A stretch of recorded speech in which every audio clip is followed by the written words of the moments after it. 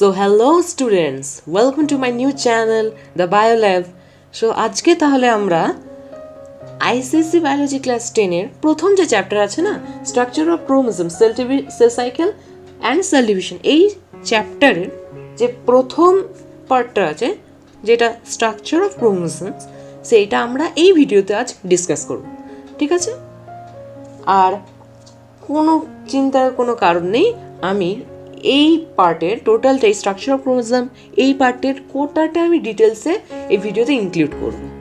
All and always as I told, English and Bengali mix. So let's start. So প্রথমে আমরা দেখে নিতে পারি fundamentals of cell division, right? Fundamentals of cell division. Cell divisions is one of the most fundamental characteristics of life.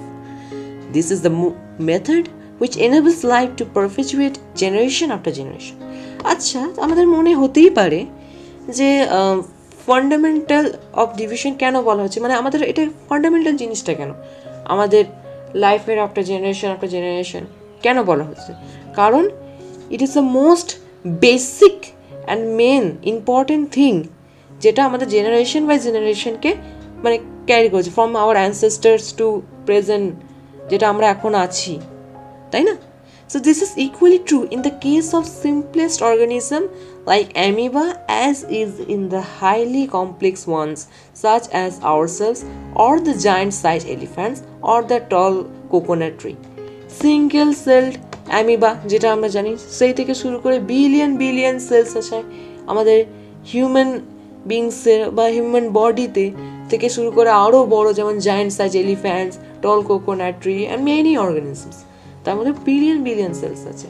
তা এই একটা single cell থেকে একটা সিঙ্গেল সেল মানে এতগুলি সেল হচ্ছে কি, একটা সিঙ্গেল সেল থেকে এতগুলি সেল মানে রিপ্রোডিউস করছে কীভাবে, সেইটাই হচ্ছে basic fundamental of cell division. Actually, the most conspicuous events occurring during the celebration are all related to the chromosomes. আচ্ছা, এটা কি কোনোদিন তোমরা ভেবে দেখেছো যে আগে তোমরা যে ক্লাসের পড়েছো, আগের প্রিভিয়াস ক্লাসে যখন পড়েছো ক্লাস 7-8-এ, তখন আমরা খেয়াল করেছি যে একটা সেল ডিভিশনের পিকচার দেওয়া আছে বইয়ের মধ্যে, সেটা সাইটোপ্লাজমটা তোমরা পড়েছো আগে। সাইটোপ্লাজমটা কী হচ্ছে, ডিভাইড হচ্ছে, মাঝখানে নিউক্লিয়াসটা একটু বড় হয়েছে। এবার কি হচ্ছে, এবার মনে হচ্ছে গোটা সাইটোপ্লাজমটা এবার ডিভাইড হওয়ার মুখেই পুরো, আর নিউক্লিয়াসটাও একটুখানি কি মানে একটু লম্বা টাইপের হয়েছে। আবার সাইটোপ্লাজমটা মানে অলমোস্ট ডিভাইড হয়েই গেছে এবং নিউক্লিয়াসটা ডিভাইড অলরেডি, তারপর এটা দুটো মানে দুটো ডটার সেলে পরিণত হয়েছে। কিন্তু আমাদের কোনোদিন মনে হয়েছে যে, বা তোমরা কোনোদিন মনে করেছো যে এই নিউক্লিয়াসের যে বল টাইপের জিনিস বা এই বস্তুটার মধ্যে কি হতে পারে যে এটা এইভাবে ডিভাইড করেছে, একটা বল হঠাৎ ডিভাইড হয়ে গেল উইদাউট এনি রিজন? নো, এর মধ্যে যে ইভেন্টটা হয় সেটা হচ্ছে কজ ডিউ টু ক্রোমোজোমের দ্বারাই হয়। ঠিক আছে, তাহলে আমরা যাই। হোয়াট আর ক্রোমোজোমসটা কি? The nucleus contains most of the cell DNA which is organized into discrete units called chromosomes. Right? The nucleus contains the most of the cell's DNA which is organized into discrete units called chromosomes. তাহলে কি ক্রোমোজোমসটা হচ্ছে actually এই যে আমরা দেখতে পাচ্ছি এই ছবিতে ক্রোমোজোমস আছে, সেটা হচ্ছে প্যাঁচানো কয়েল সুপার কয়েল বা কয়েল ডিএনএ, এর মধ্যে প্রচুর ডিএনএ আছে by highly coiled or super coil দিয়ে এটা একসঙ্গে হয়ে আছে যেন এটা নিউক্লিয়াসের মধ্যে ফিট হয়ে থাকে as a chromosome, right? Each chromosome contains one long DNA molecule associated with many proteins. This complex of DNA and proteins is called chromatin. Okay? This complex of DNA and proteins, আমরা জানি ক্রোমোসোমের মধ্যে আরও type of protein synthesis হয়, সেরকম আরও মানে others type of part আছে, যেমন হচ্ছে ডিএনএ, আরএনএ, হিস্টোন প্রোটিনস, যেটা আমরা ফার্দার এই ভিডিওতে আমরা পড়ব। তো আমরা দেখে নেওয়া যাক ডিসকভারি কবে হয়েছিল, discovery of chromosomes in animal were its first studied in 1882 by the German scientist Walther Flemming. আমাদের যে জার্মান সায়েন্টিস্ট ওয়ালথার ফ্লেমিং, ইনি ক্রোমোজোম আবিষ্কার করেছিলেন। He noticed this in the rapidly dividing cells of the larvae of salamander and amphibian. The microscope he used was the all-type fluid. He saw a minute threads that appeared to be dividing lengthwise. এখানে কি বলছে যে আমাদের যে German scientist 1882-তে Walther Flemming chromosomes আবিষ্কার করেছিলেন তার পুরনো মাইক্রোস্কোপিক বা মাইক্রোস্কোপের সাহায্যে কী করে ফার্স্টে আমরা দেখিনি যে actually what is the meaning of chromosome. তোমরা ভেবেছো যে ক্রোমোজোম নামটা হঠাৎ কেন তার মাথায় এসেছিল? কারণ এর মধ্যে এই ক্রোমোজোমের মধ্যে দুটো পার্ট আছে, অ্যাকচুয়ালি মানে দুটো কথা, একটা হচ্ছে ক্রোমা আর একটা হচ্ছে জামস। কি করে ক্রোমা আর জামস, এবার তার মিনিংটা বলে দিই। মিনিংটা হচ্ছে ক্রোমা মানে রাইট কালার্ড, অ্যান্ড সামস মানে কিছু একটা, মানে কিছু একটা নিশ্চয়ই যে মাস বা বডি হবে। সো বডি আমরা ধরে নিই এখানে বায়োলজির ক্ষেত্রে।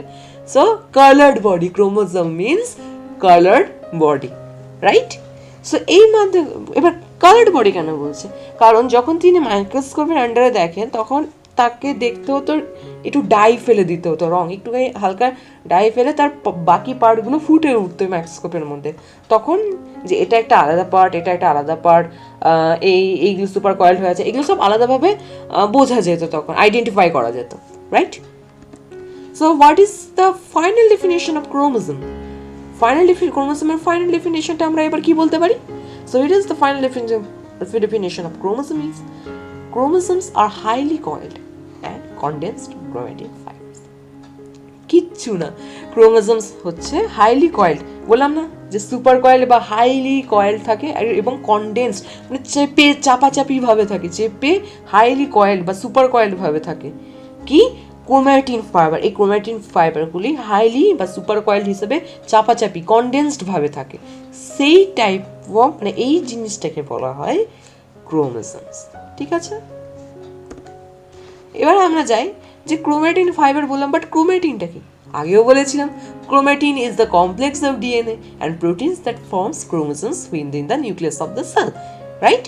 এটা হচ্ছে একটা complex of DNA, RNA, histone, proteins, many type of আলাদা মানে আলাদা পার্ট আছে যেগুলো প্রোটিন সিনথেসিস করে ক্রোমোজোমের মধ্যে। সেটাই হচ্ছে ক্রোম্যাটিন, মানে একটা কমপ্লেক্সিটি ওদের মধ্যে আছে। The chromatin material that constitutes the fibre is form two substances. একটা হচ্ছে number 1 DNA, deoxyribonucleic acid. কি ডিএনএ ডিঅক্সি রাইবোনিউক্লিক অ্যাসিড, এটা হচ্ছে ডিএনএ এর actual full form, reminded, and it is about 40% in chromosomes and means okay, and number 2 is histones, a particular type of protein, about 60%. histones particular type of, এটাও একটা type of protein যেটা পরবর্তীকালে এই ভিডিওতেই আমরা পরে further discuss করব, যেটা 60% ক্রোমোজোমের মধ্যে থাকে। এবার আমরা দেখিনি ক্রোম্যাটিনটা কি। এটা ক্রোমোজোমের একটা আর্ম ধরে নিতে পারি, তার মধ্যে হাইলি কয়েল স্ট্রাকচার হিসাবে আছে, হাইলি কয়েল বা সুপার কয়েল স্ট্রাকচার, আর কনডেন্স দেখো কত চাপাচাপি ভাবে আছে, সুপার কয়েলড আছে কত পেঁচানো ভাবে, তারপর কনডেন্সড হাইলি কনডেন্সড আছে। তা এই নুডলসের মতো দেখতে পাচ্ছি, এগুলো অ্যাকচুয়ালি ক্রোম্যাটিন। এইটাকে আমরা যদি ফার্দার সুপার কয়েল থেকে কয়েলডে যাই, মানে এটাকে যদি ধীরে ধীরে আমরা ছাড়াই, তাহলে আমরা এইরকম কিছু স্ট্রাকচার দেখতে পাবো, ঠিক আছে? যেগুলোকে পরে নিউক্লিয়াস অফ হিস্টোনস এগুলো বলা হবে। আর লাস্ট এটাকে আরও ছাড়ালে যে স্পিন্ডল ফাইবারটা, মানে স্পিন্ডল ফাইবার ক্রোম্যাটিন ফাইবারটা যখন ছাড়াবো তখন এটা ডিএনএতে আমরা ডিস্টিংগুইশ করতে পারবো, ঠিক আছে? সো এবার ডিএনএ, আমরা অনেকবার ডিএনএ কথাটা বলেছি, কিন্তু ডিএনএটা আবিষ্কার হলো কীভাবে সেটা দেখা যায়। Discovery of DNA. The shape of the DNA molecule was first studied by Rosalind Franklin in 1953. Okay? এই যে ডিএনএর ফার্স্ট শেপ, ডিএনএ মলিকিউলের ফার্স্ট শেপটা ফার্স্ট স্টাডিড বাই রোজাল্যান্ড ফ্র্যাঙ্কলিন ইনি 1953-তে ডিএনএর অ্যাকচুয়াল শেপ বা ডিএনএ মলিকিউলের যে অ্যাকচুয়াল শেপ তিনি এটাকে স্টাডি করেছিলেন এর ব্যাপারে in 1953. However, the structure finally worked out by Watson and Crick in the same year.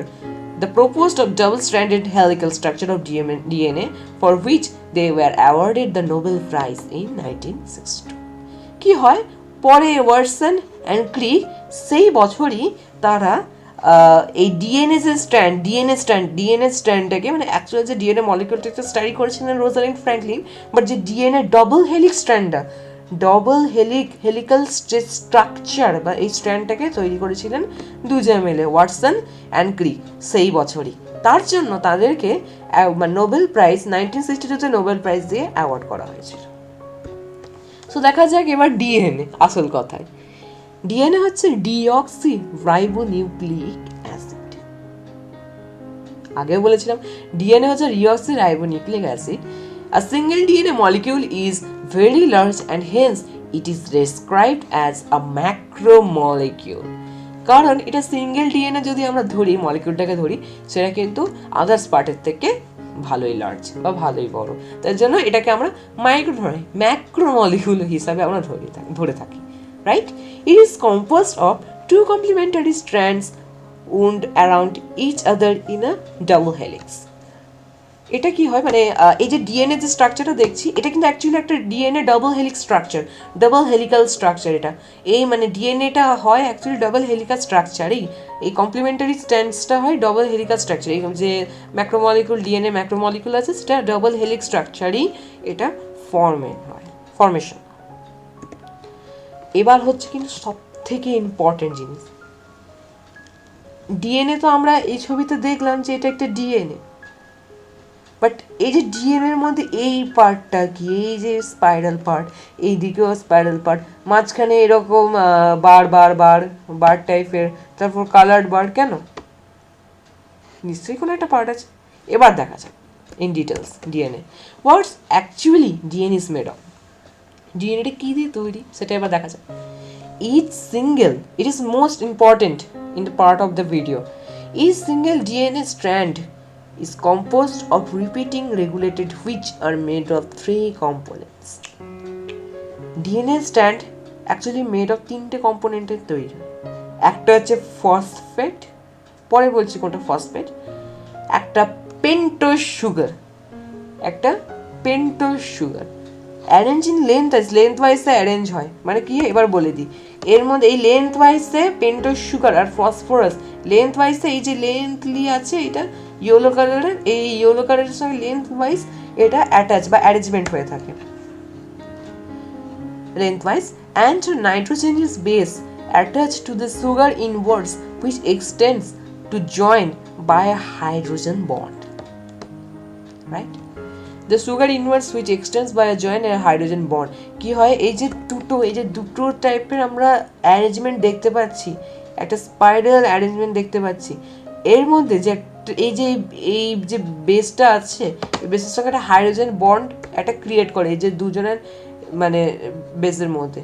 আর একটা হচ্ছে লেন্থাস and nitrogenous base attach to the sugar inverse which extends join up by a hydrogen bond, যেটা আগেও বললাম, and the complementary nitrogenous base from the other strand. সব একই, কিছু না। এই যে ফসফেট ও পেন্টোজ সুগারের যে স্পাইরাল ইয়েটা আছে, এই স্পাইরালের মধ্যে এর সঙ্গে দেখো এইটা টোটালটা কিন্তু একটা নাইট্রোজেনিয়াস বেস, এই একটা নাইট্রোজেনিয়াস বেস, এই একটা নাইট্রোজেনিয়াস বেস, এই একটা নাইট্রোজেনিয়াস বেস, এই একটা নাইট্রোজেনিয়াস বেস, এই একটা নাইট্রোজেনিয়াস, এইগুলো সব একটা নাইট্রোজেনিয়াস বেস, যেটা এদের নিজেদের মধ্যে একটা হাইড্রোজেন বন্ড ফর্ম করে। কি করে সেটা আমরা দেখব। Thus, the two strands together make a ladder-like arrangement with the nitrogenous bases forming the rungs of the ladder. কি হয়, এটা হচ্ছে মানে এটা যে পাদানি তোমার মানে যে ল্যাডারের যে এখানে পা দিয়ে আমরা উঠি সেই রকম ফর্ম করে এই যে নাইট্রোজেনাস বেসগুলো, আর এইগুলো একটা সেই ল্যাডারের যে সাপোর্টিভ সেইগুলো ফর্ম করে, এই ফসফেট আর পেন্টোজটা ল্যাডারের মতো, তাই না? এটা ল্যাডারের মতো মনে হচ্ছে, right? Now, the 4 types of nitrogen base are found in the DNA. 4টে টাইপের বেস ফর্ম পাওয়া যায় ডিএনএ এর মধ্যে, যেটা হচ্ছে adenine, guanine, cytosine and thymine. As I repeat, adenine, guanine, cytosine and thymine. ঠিক আছে, এবার আমরা বলতে যাচ্ছি এইরকম জিনিসটা, এটা হচ্ছে একটা, আমরা বুঝতে পারছি এটা ডিএনএ সেই সাপোর্টিভ, ল্যাডারের সাপোর্টিভ, আর এটা একটা বেস। এবার বলে দিই হচ্ছে অ্যাকচুয়ালি এটা হচ্ছে Semitic diagram of DNA actually. So এটা হচ্ছে ফসফেট, এটাকে আমরা ফসফেট ধরে নিচ্ছি। এটা হচ্ছে পেন্টোজ সুগার। পেন্টোজ দেখো 5টা দিক আছে, 1 2 3 4 5টা সাইড আছে, সেটা একটা পেন্টোজ সুগার বোঝাই যাচ্ছে। তার সঙ্গে একটা বেস কানেক্টেড আছে, রাইট, একটা নাইট্রোজেনাস বেস কানেক্টেড আছে। এইভাবেই কিন্তু এইগুলো ফর্ম করে। আর একটা কথা, সেটা হচ্ছে দুটো ফসফেট একটা সুগার, পেন্টোজ সুগারের সঙ্গে অ্যারেঞ্জড হয়ে আছে। যেমন দেখছি এই ফসফেট একটা পেন্টোজ সুগার, আবার এই একটা ফসফেট। ঠিক আছে, দুটো ফসফেট একটা পেন্টোজ সুগারের সঙ্গে অ্যারেঞ্জড হয়ে থাকছে। যেমন এখানেও সেরকম দেখছি, এই সুগারটা একেও এই পেন্টোজ সুগারকে দিচ্ছে, আর এই ফসফেটটা আবার এই পেন্টোজ সুগারকেও দিচ্ছে, আবার এই ফসফেটটা এই পেন্টোজ সুগারকে দিচ্ছে। লাইক অলওয়েজ এটা আবার কি নামতে যাবে, সিম্পল। আর প্রত্যেকটা পেন্টোজ সুগার এইদিকেও পেন্টোজ সুগার, প্রত্যেকটা পেন্টোজ সুগার একটা করে বেস নিজের মধ্যে অ্যাটাচ করে দিয়েছে। কি বেস? নাইট্রোজেনিয়াস বেস, মনে থাকলো। ঠিক আছে, এবার হচ্ছে adenine pairs with thymine with 5 minutes with 2 hydrogen bonds, while guanine pairs with cytosine with 3 hydrogen bonds, that is AT and GC. কি করে এবার দেখে নি, এখানে একটু উল্টো আছে, বাট এটা যদি আমরা ঠিক করে দেখি, অ্যাডেনাইন অ্যান্ড থাইমাইন, গুয়ানাইন অ্যান্ড সাইটোসাইন, ATGC। আবার এটা উল্টো করে হলো, আবার দেখছি এটা সোজা করে আছে, মানে এখানে আবার AT, আবার এখানটায় নিচে GC, right. Adenine is double hydrogen bond with thymine, and guanine form triple hydrogen bond with cytosine। এইটা মনে রাখতে হবে, ঠিক আছে।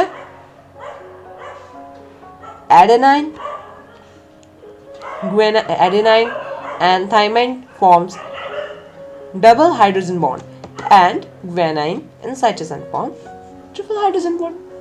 এরকম অলওয়েজ কি হয়, এটা যে ল্যাডার লাইক স্ট্রাকচারটা, এটা পরপর নিচে এবার চলে যাবে। এবার ATGC, এবার তোমরা এবার এরকম করে লিখতে পারো যে TACG, কিন্তু রিমাইন্ডেড যে এর সঙ্গে কিন্তু টি বা অ্যাডেনাইনের সঙ্গে থাইমাইন কিন্তু একমাত্র অ্যাটাচমেন্টটা হবে, মানে ফর্ম করবে, ঠিক আছে।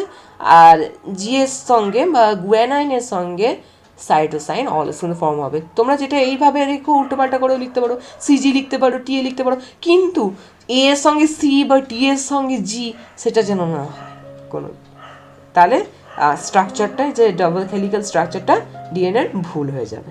চলো এবার লাস্ট আমরা দেখা যাক হিস্টোন প্রোটিনসটা কি। এবার তাহলে আমরা পড়লাম প্রথম ক্রোমাটিনের ফার্স্ট প্রোটিন সিনথেসিসের একটা পার্ট, যেটা হচ্ছে ডিএনএ, ডিঅক্সিরাইবোনিউক্লিক অ্যাসিড। এরপর আমরা পড়তে চলেছি আরেকটা প্রোটিন, বললাম না আরেকটা প্রোটিন বলছিলাম, হিস্টোন প্রোটিনস, তাই না। Histone proteins are the proteins that help in the boiling and packaging of DNA into structural units called nucleosomes। ঠিক আছে, histones are the proteins that help in the boiling and packaging মানে boiling এ packaging বলতে এবার এখানে বলা হচ্ছে যে এখানে আমরা এই স্ট্রাকচার দেখতে পাচ্ছি, এটা ক্রোমোজোম, এর মধ্যে যে হাইলি কয়েলড ক্রোম্যাটিন ফাইবারসগুলো আছে, এটা সুপার কয়েলড হয়ে আছে এখানে। তারপর এটাকে কয়েলড হিসেবে আমরা খুলতে এই স্ট্রাকচারটা আমরা দেখতে পাচ্ছি, যেটা হচ্ছে টোটাল একটা মানে এটা টোটাল একটা নিউক্লিয়াসম, সেটার জন্য নয়, এটা টোটাল আমরা এরকম একটা স্ট্রাকচার দেখতে পাবো, যেটার মধ্যে খুললে আমরা দেখতে পাবো হিস্টোনস। ঠিক আছে, এই প্রত্যেকটা এক একটা হিস্টোনস। এবার হচ্ছে আর এই হিস্টোনস কটা একসঙ্গে যদি ক্রোম্যাটিন ফাইবার দিয়ে যদি জড়ানো থাকে, তাহলে সেটাকে বলা হয় nucleosomes, right. The DNA strand winds around a core of 8 histone proteins।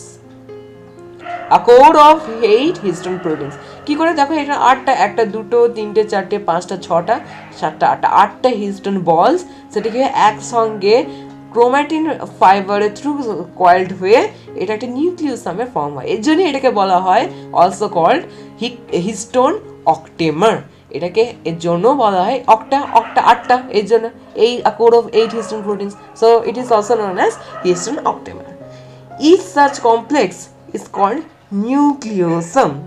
Each such complex is also known as nucleosome. যেমন একটা কমপ্লেক্স, এটা একটা কমপ্লেক্সিটি, 8টা হিস্টোন বলছে, এটাও একটা কমপ্লেক্সিটি, এটা হচ্ছে তোমার নিউক্লিওসামস। এবার এটাই যে স্পিন্ডল ফাইবারটাকে আমরা যদি ছড়াই তাহলে সেটা double helix structure of DNA, right? So now the structure of chromosomes, nothing so much. Each chromosome in its condensed form as visible during the start of solution consists of two sister chromates joined at the sum of point along the length. আচ্ছা, এটা কিন্তু একটা total একটা chromosome, but না, একটা total ক্রোমোসোমের কিন্তু একটা দুটো পার্ট মানে দুটো আর্ম আছে, সেটা হচ্ছে এবার মানে অ্যাকচুয়ালি 4টে কিন্তু আর্ম আছে, একটা দুটো তিনটে চারটে, বাট এটা দু জোড়া, টু পেয়ার্স বলছে না, সো টু পেয়ার্স জন্য এটাকে বলা হয় দুটো আর্ম মানে সিস্টার। এটা যদি আমরা ডটার সেল বলি তাহলে এটা নিশ্চয়ই সিস্টার, এইভাবে ধরা হয়েছে। যাই হোক, সিস্টার ক্রোম্যাটিডস এটাকে বলা হয় সিস্টার ক্রোম্যাটিডস, আর pair of two arms of chromosomes are known as sister chromatids. এটাও একটা সিস্টার ক্রোম্যাটিডস, যেটা এই দুটো একসঙ্গে অ্যাটাচ হয়ে থাকে কোথায়? সেন্ট্রোমিয়ার, তাকে বলা হয় সেন্ট্রোমিয়ার, যেখানে অ্যাটাচ হয়ে থাকে ক্রোমোসোমের with the middle point is known as centromere. This point is attachment is called the centromere. বললাম আগে, each chromosome centromere is located at the particular site.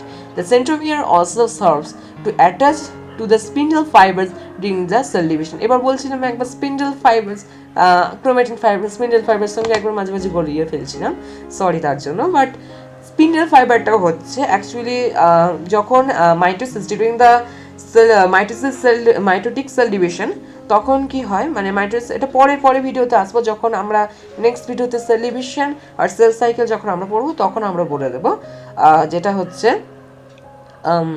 Mitotic sell ডিভিশনের মধ্যে একটা ওই যে অ্যাস্টার বলে একটা জিনিস ফর্ম করে, সেটার মধ্যে স্পিন্ডল ফাইবার থ্রু করে দুটো সাইড থেকে, এখানে একটা থাকে অ্যাস্টার আর এখানে একটা, লেট মি শো ইউ।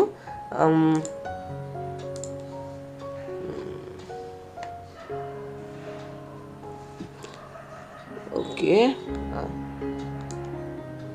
এখানে একটা অ্যাস্টার থাকে, আর এখানে একটা থাকে। আমি এখন একটা মাউস ইউজ করছি, আমার ডিজিটাল পেন আপাতত আমার কাছে নেই, সো একটু পুরো ড্রয়িং। এখান থেকে কি হয়, স্পিন্ডল ফাইবার, এটা হচ্ছে স্পিন্ডল ফাইবার, একে ধরে, আর এই যে অ্যাস্টারটা এই স্পিন্ডল ফাইবার হয়ে এই একটা আর্মকে ধরে, ঠিক আছে?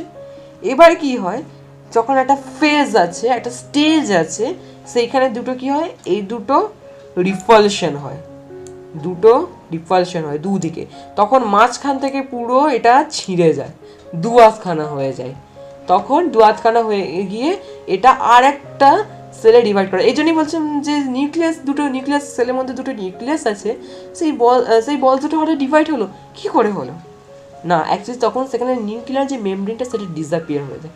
মেনলি কাজটা হয় ক্রোমোজোমের মধ্যে, ক্রোমোজোমটা দুয়াতখানা হয়ে যায়, তখন এই অ্যাস্টারটা এই দিকে পুল করে আর এই অ্যাস্টারটা নিচের দিকে পুল করে, বা কী হয়, এটা দুদিকে অপোজিট রিপালশন হয় দুদিকে, তার জন্য কি ফর্ম হয়, এটা কজ হয়, যেটা হচ্ছে এই মাঝখান থেকে সেন্ট্রোমিয়ার থেকে এই দুটো সিস্টার ক্রোম্যাটিডকে আলাদা করে দেয়, মাঝখান থেকে পুরো ছিঁড়ে দেয়, ঠিক আছে? And as a spindle fiber contracts, যখন এটা নিজের দিকে টানে, তখন যখন নিজের দিকে টানে তখন কি হয়, the sister chromates are separated at the centromere থেকে দুটো সিস্টার ক্রোম্যাটিস দুদিকে আলাদাভাবে ছিঁড়ে যায় বা দুদিকে আলাদাভাবে রিপালশন হয় বা সেপারেট হয়েছে, ঠিক আছে? and each is pulled away from the other towards the two poles of their dividing cells. দুটো আলাদা পোলসে, মানে এটা এইদিকে, এই পোলসটা এইদিকে চলে যায়, আর মানে এই সিস্টার ক্রোম্যাটিটা এই পোলে চলে যায় বা এই অ্যাস্টারের কাছে চলে যায়, আর এই সিস্টার ক্রোম্যাটিটা এই নিচের দিকে চলে যাবে, তখন দুটো পার্ট সেপারেট হয়ে যাবে, বোঝাই যাচ্ছে তখন সেলও ডিভাইড হচ্ছে, সিম্পল। এবার now what are genes. Genes মানে ড্রেসিং এর জিন্স না, বা ড্রেস না, GENES, জিন্স, দ্যাট জিন্স, ঠিক আছে? ওকে, when the spellings. Genes are specific sequences of nucleotides. Genes are specific sequences of nucleotides on a chromosome that encode particular proteins which expresses in the form of some particular feature of the body. It is also expresses some particular feature of the body. এটা হচ্ছে আমরা দেখেছি মানে একটা ডিএনএর মানে এখানে আমরা যদি আগের ভিডিওতে যাই, হ্যাঁ পেয়ে গেছি, সেটা হচ্ছে এই যে টোটাল একটা ডিএনএ না, মানে এই যে টোটাল একটা ডিএনএ ডাবল হেলিকাল স্ট্রাকচার, সেটা হচ্ছে এই টোটাল কিন্তু একটা জিন, মানে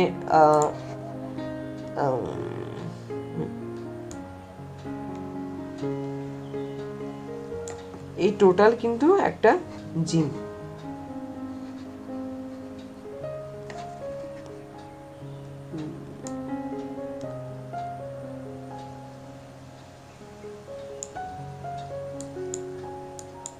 ঠিক আছে, জানি এটা ভালো হলো না, but sorry, currently I am using my mouse, so that is Y.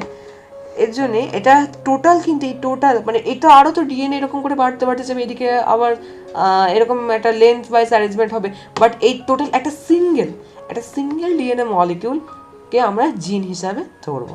ঠিক আছে, এই যে যেমন এই যে এইখানটা এই double helical structure of DNA দেখাই যাচ্ছে। এবার এইখান থেকে এইটুকু একটা জিন হলো, এখান থেকে এইটুকু একটা জিন হলো, এটা অ্যাকচুয়ালি ইউনিট। জিন হচ্ছে ডিএনএ ইউনিট একটা। ঠিক আছে, জিনস এখানে বলেই দিয়েছে। আর এটা কি করে অ্যাকচুয়ালি, এটা হচ্ছে এনকোড পার্টিকুলার প্রোটিনস, এটা some type of particular proteins encode করে এবং expresses the form of particular feature of the body. কারণ আমাদের যেমন চুলের রং কেমন হবে, চোখের রং কেমন হবে, আমাদের কতগুলো আঙুলও হবে, এটা ডিসঅর্ডারের সময় হয়। যদি কোনো মানে ডিএনএ ডিসঅর্ডার থাকে বা প্রবলেম থাকে তখন এইগুলো হবে। বাট আমাদের চুলের কালার কী হবে, চোখের রং কী হবে, এই ইনফরমেশনগুলো জিনস ক্যারি করে। অলওয়েজ মাথায় রাখবে, এগুলো অলওয়েজ মনে রাখবে যে যে এই জিনস অলওয়েজ আমাদের প্রত্যেকটা হিউম্যানয়েড মানে হিউম্যান ক্যারেক্টারগুলোকে বা হিউম্যান ট্রেটগুলোকে মানে মনে রাখে। ডিএনএ এই ইনফরমেশনগুলো নিজের মধ্যে রেখে দেয়। ফিচার ইট সাম এনকোড সাম বা expression some particular feature of the body. Genes are the units of heredity which is transferred from parents to offspring and are responsible for some specific characteristics of the offspring. Genes are the units of heredity. ঠিক আছে, jeans হচ্ছে the units of heredity. Genes are units of heredity which are transferred from parents to offspring and are responsible for some specific characteristics of the offspring. Genes হচ্ছে the units of heredity. বললাম না ওটা একটা units, so এটি units. কিন্তু কার units? ডিএনএর, right, DNA. But DNA কী করে? DNA expresses some particular feature of the body, feature express করে, তার মানে কি? তার হেরিডিটিটা বোঝায়, হেরিডিটিটা উল্লেখ করে, তার বংশ পরম্পরাটা উল্লেখ করে, বা তাদের বংশ বা হেরিডিটিটা উল্লেখ করে থাকে ডিএনএ বা জিন্স। সো এই যে প্রত্যেকটা ইউনিট, এই যে ইনফরমেশনের প্রত্যেকটা ইউনিট, যেমন আমাদের ডেটার ইউনিট আছে, সেরকম এর প্রত্যেকটা ইনফরমেশনের ডিএনএর মতো মানে ডিএনএ ইউনিট হচ্ছে genes. So genes are the units of heredity which are transferred from parents to offspring and are responsible for some specific characteristics of the offspring. যখন প্যারেন্টস থেকে এই ক্রোমোজোমসগুলো অফস্প্রিংয়ে যায় তখন সেম মানে and are responsible for specific characteristics of the offspring. Same ক্যারেক্টারিস্টিক্সগুলো হয়, যেমন হচ্ছে তুমি যেমন প্যারেন্টস এরকমই তুমি দেখতে হবে, বা তোমার সেই রকমই তোমার ফিচার বা স্পেসিফিক ক্যারেক্টারিস্টিক্সগুলো সেরকম থাকবে। কিন্তু সব না, কেন সব না? যদি সব রকমের হতো, একদম ডিটো হতো, তাহলে সবাই একই রকম দেখতে হতাম। First fact. সেকেন্ড ফ্যাক্ট হচ্ছে এভিলিউশন ঘটতো না। এভিলিউশনটি কি? যেমন হচ্ছে এদের সব জিন না, কয়েকটা স্পেসিফিক জিন এর থেকে এই অফস্প্রিংয়ের আলাদা, এখান থেকে এই অফস্প্রিংয়ের আলাদা, এখান থেকে এই অফস্প্রিংয়ের ক্যারেক্টারিস্টিক্সগুলো আলাদা। এই জন্য কী হয়েছে, একটা এভলিউশন ঘটছে। আমরা এই টাইপ থেকে হিউম্যান টাইপে এসেছি by evolution. So evolution is very very important. Now the last part, why we need reproduce new cells. আচ্ছা, আগেও বলেছি যে সেল আমাদের বেসিক ফান্ডামেন্টাল। কেন? কারণ আমাদের এই যে ছোট অ্যামিবা থেকে বা সিঙ্গেল সেল অ্যামিবা থেকে আমাদের যে হিউম্যান বডি এই যে প্রডিউস করছে কিসের, মানে একটা সেল কী করে পারছে? নিশ্চয়ই পারছে। কী করে? By the process of cell division. সেই রকমও আমাদের, তাহলে আমরা জানি যে সেল ডিভিশনটা করছে, দরকারটা কি সেল ডিভিশনের? কী দরকার? ফার্স্ট হচ্ছে পয়েন্ট নাম্বার 1, যেটা ফর গ্রোথ, তাই না? কারণ আমাদের সেল ডিভিশন যদি না হয় আমরা আমাদের হাইট ইনক্রিজ করবে না, আমাদের মানে হাইট ইনক্রিজ করবে না আমাদের, আর বোন সেলস এগুলো কিচ্ছু, হাত পা এগুলো কিচ্ছু বড় হবে না, মানে আমাদের বডি গ্রোথ করবে না, এমনি in simple words. And second point হচ্ছে for replacement of dead cells. Replacement of dead cells no, ওটা পরে আছে, ফর রিপেয়ার অফ ইনজিউরিজ ওইটা না।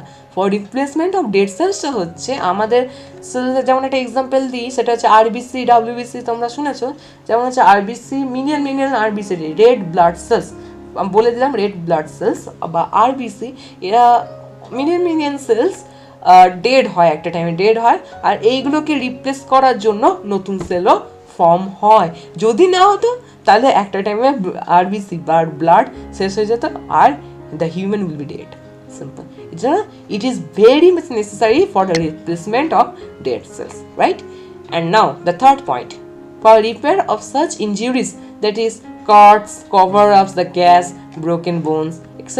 যেমন হচ্ছে কার্স, কভার আপস দ্য গ্যাস, যদি কোনো মেজর ছোটোখাটো কার্স হয় বা কোনো একটা মেজর কার্স হয়, সেইগুলো মানে নতুন সেল রিপ্রোডাকশন করে বা রিপ্রোডিউস করে, তখন সেই গ্যাপসগুলোকে কভার আপ করে। ব্রোকেন বোনস, যখন দুটো বোনস মানে দুটো বোনস ব্রোকেন হয়ে গেছে, কোনো রকম দুটো পার্ট আছে, তখন সেটা যে বোনি সেলসগুলো আছে সেইগুলো কি হয়, দুটো বোনসকে অ্যাট্রাক্ট করে দিয়ে, ওটাকে অ্যাট্রাক্ট করে দিয়ে বোনসটাকে কাছে নিয়ে এসে আবার ওর মধ্যে যে গ্যাপটা থাকে সেই গ্যাপটায় নতুন সেল রিপ্রোডিউস করে বা নতুন সেল হয়ে সেই গ্যাপটাকে পূরণ করে বোনসটাকে আবার জয়েন্ট করে দেয়। সিম্পল। অ্যান্ড দ্য নাম্বার 4 হচ্ছে for reproduction to form new offspring. অবশ্যই when during the sexual reproduction, যখন ফার্টিলাইজড যে সেলটা যখন মানে যে ফার্টিলাইজড সেল যেটা জাইগোট অ্যাকচুয়ালি, সেটা তো একটা আমাদের লাইফ স্টার্ট হয় সিঙ্গেল সেল থেকে টিল আওয়ার ডেথ। হিউম্যানের লাইফ স্টার্ট হয় from single cell to our death, up to our death. So যখন একটা সেল, তারপর আরেকটা সেল, তারপর আরেকটা সেল, যখন এই মেনি সেল ফর্ম হতে আমরা যখন when our birth, মানে যখন জন্মগ্রহণ হয় কোনো শিশু বা বেবি, তখন অনেকগুলো সেলস থাকে, বাট কিন্তু তাদের লাইফ স্টার্ট হয়ে গেছে প্ল্যাসেন্টা থেকেই বা মায়ের গর্ভ থেকেই স্টার্ট হয়ে গেছে তাদের মানে লাইফ সাইকেলটা ফ্রম সিঙ্গেল সেলস। তো আজকের মতো এইটুকু। So thanks for watching. Please like, share and subscribe my channel and keep me supporting. Love you all students. আর আজকের মতো এইটুকু, পরের ভিডিওতে আমরা নিয়ে আসবো নতুন টাইপের বায়োলজির চ্যাপ্টার অর পার্ট। আর এমনি পরের ভিডিওতে আমরা ডিসকাস করব যেটা হচ্ছে cell division and cell cycle এর পরের ভিডিও। সো সাবস্ক্রাইব করতে ভুলো না তোমরা, বেল আইকনটা অন করে রেখো, যেন যখন আমি লেটেস্ট ভিডিও আপলোড করব তখন তোমরা শীঘ্রই যেন দেখতে পাও। ঠিক আছে? সো আজকের মতো এইটুকুই। Tata, have a great day and stay safe and stay connected to.